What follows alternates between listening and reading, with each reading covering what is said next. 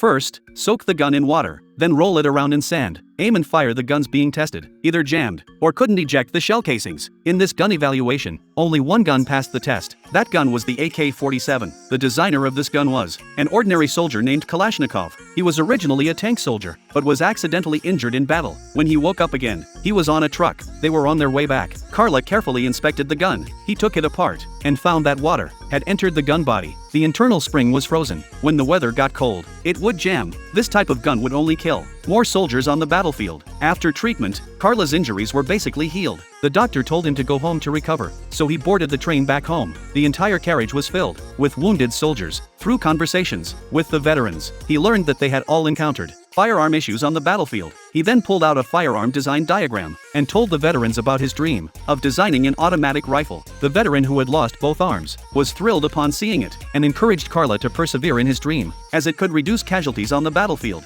Inspired, Carla decisively jumped off train. He was determined to make the gun he had designed. Carla went to the maintenance station where he had worked and told the station master about his idea. He wanted to make a gun so that there would be fewer casualties among the soldiers and the war would end sooner. But after listening to him, the station master told him to get out. Carla was very discouraged after being rejected. Just as he was about to give up, he suddenly heard a few soldiers chatting nearby. A general was coming to inspect the work that day. Upon hearing this, Carla immediately ran to the train and told the general about his idea to build a gun. In the end, after his passionate plea, Carla successfully obtained a letter of introduction. The station master had no choice but to arrange a workshop for Carla. Thus, Carla began his journey to build a gun. He sketched out a rough model of the gun by hand, but with his injured, Carla couldn't operate the machines. He approached the station master again, hoping to get a few workers, but the station master refused outright. However, the workers volunteered to help Carla. The workers worked day and night, and everything went according to plan. Finally, the world's first AK was born. No one could have imagined that this rifle would become the king of guns. Next, it was time to test the gun's performance. He then raised the rifle and fired a single shot, and the bullet easily pierced the iron barrel. The workers flipped the bucket over to retrieve the bullet. The bullet had been evenly impacted. Seeing this result, Carla was filled with confidence. He excitedly requested to see the political commissar, but the guards, seeing him with the firearm, detained him. The guards handed the gun to the major. The major, curious about the handcrafted firearm, took it to the firing range for testing. But the test results startled the major. Not only was the rifle easy to use, but its accuracy was also exceptionally high. The major immediately released Carla. The major told this firearm's genius that to achieve mass production, he must participate in a weapons design competition. Only guns that pass military testing can be produced.